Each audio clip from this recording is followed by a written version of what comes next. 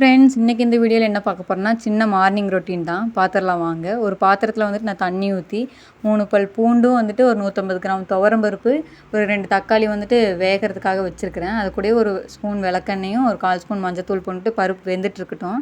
அதுக்குள்ளே நம்ம சாப்பாடு வச்சிடலாம் வாங்க. நான் வந்துட்டு ஒரு 3 டம்ளர் அரிசி வந்துட்டு ஊற வச்சுருக்கேன். இப்போ அது ஊறிடுச்சு. அதுக்குள்ளே வந்துட்டு 1க்கு 2ங்கிற ரேஷியோவில் வந்துட்டு தண்ணி ஊற்றணும். நான் 3 டம்ளருக்கு 7 டம்ளர் தண்ணி ஊற்றி வந்து சாப்பாடை வந்துட்டு வச்சிடலாம். வீடியோ கொஞ்சம் ஷேக் ஆகாதுன்னு நினைக்கிறீங்க. கீழே வந்துட்டு தம்பி காலை போட்டு ஆட்டிகிட்டே இருக்கான். அவன் தொல்லை தாங்க முடியல.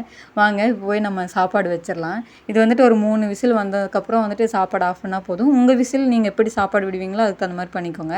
பருப்பு வெந்துகிட்டே இருக்கட்டும். அதுக்குள்ளே நம்ம காயை வந்துட்டு கட் பண்ணிக்கலாம். டைம் வேஸ்ட் பண்ண வேணாம், லேட் ஆகிடும். இப்போ பாருங்கள், நான் வந்துட்டு முருங்கைக்காய், கத்திரிக்காய், உருளைக்கிழங்கு வந்து எடுத்து வச்சுருக்கேன். மாங்காய் வந்துட்டு அது கூட ஆட் பண்ணல. உருளைக்கிழங்கு வேகாது, அதனால் கடைசியில் வந்துட்டு மாங்காய் ஆட் பண்ணிக்கலாம். மாங்காய் சீக்கிரமாக வெந்துடும். இப்போ பருப்பு வெந்துகிட்டே இருக்கட்டும். அதுக்குள்ளே பருப்பு தாளிக்கிறதுக்காக சின்ன வெங்காயம் பார்த்தோம், கொஞ்சம் கருவேப்பிலையும் எடுத்து வச்சுருக்கேன். புடலங்காய் வந்துட்டு இன்றைக்கி நம்ம பொரியல் பண்ண போகிறோம். அதுக்கு தேவையானது வந்துட்டு பருப்பு வெந்துருச்சான்னு பார்த்துட்டு அதையும் வந்துட்டு நம்ம கட் பண்ணிடலாம். இப்போ பாருங்கள், பருப்பு நல்லா வெந்துருச்சு. இப்போ ஒரு துணியை வச்சு நம்ம தண்ணி மட்டும் தனியாக வடிச்சிக்கலாம்.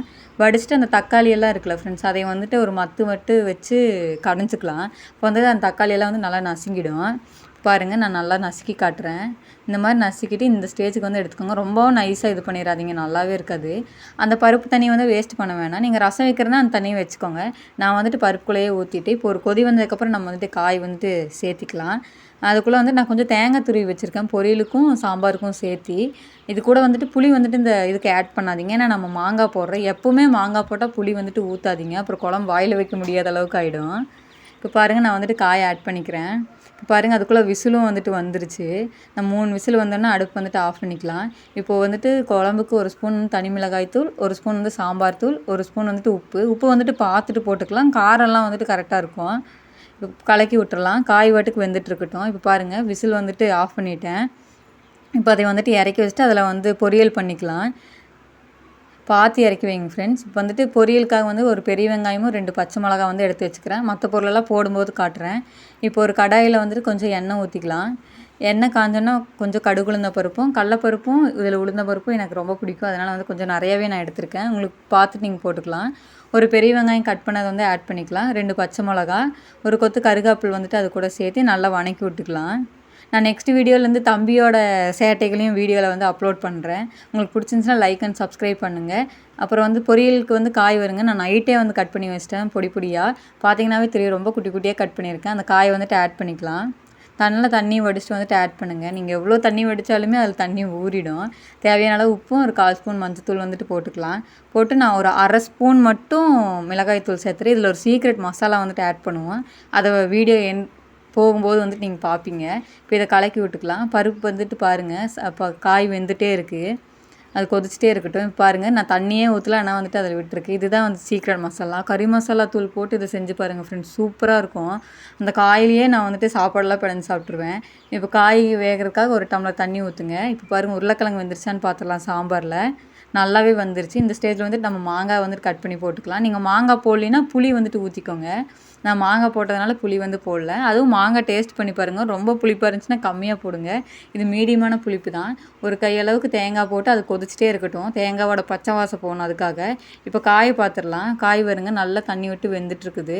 நல்லா வந்துட்டு வேகட்டும். கொஞ்சமாக கொத்தமல்லி தழை வந்துட்டு நம்ம சாம்பாருக்குள்ளே போட்டு வந்துடலாம். கொஞ்சமாக போட்டிருக்கேன். இப்போ வந்து நல்லா கொதிச்சிட்ருக்கு. இப்போ வந்து அடுப்பு சிம்மில் வச்சுட்டு இதுக்கு ஒரு தாளிப்பு கொடுத்துடலாம். காய் வெந்துட்டுருக்கட்டும். இவனோட அலப்பறை வந்து ரொம்ப சூப்பராக இருக்கும் ஃப்ரெண்ட்ஸ். என்னோடய பையனோட அலப்பறை நான் வந்துட்டு நெக்ஸ்ட் வீடியோவில் வந்துட்டு அதை போட்டுகிட்டே இருக்கேன். இப்போ பாருங்கள், ஒரு ஸ்பூன் எண்ணெய், ஒரு 2 ஸ்பூன் வந்து எண்ணெய், கொஞ்சம் கடுகு உளுந்தம் பருப்பு, சின்ன வெங்காயமும் கருகாப்பில் வந்துட்டு ஆட் பண்ணிக்கலாம்.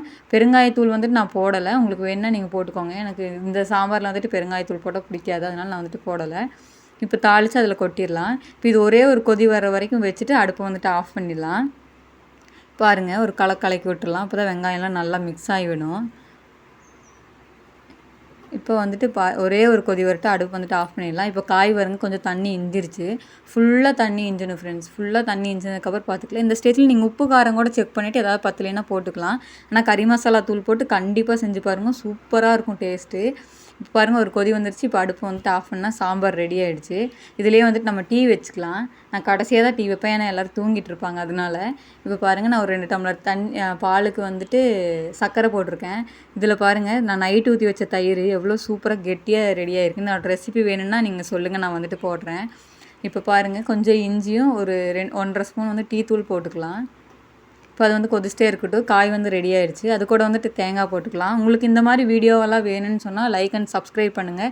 நம்மளோட சேனலை ஃபாலோ பண்ணுங்கள். பெல் ஐக்கனில் ஆளுங்கிற ஆப்ஷனை வந்துட்டு கிளிக் பண்ணி வச்சுக்கோங்க. அப்போ தான் நான் போடுற வீடியோவில் உங்களுக்கு நோட்டிஃபிகேஷனில் வரும். தேங்காய் போட்டு ஒரு 2 நிமிஷம் கொதிச்சுன்னா ஆஃப் பண்ணிடுங்க. டீ ரெடி ஆகிடுச்சு.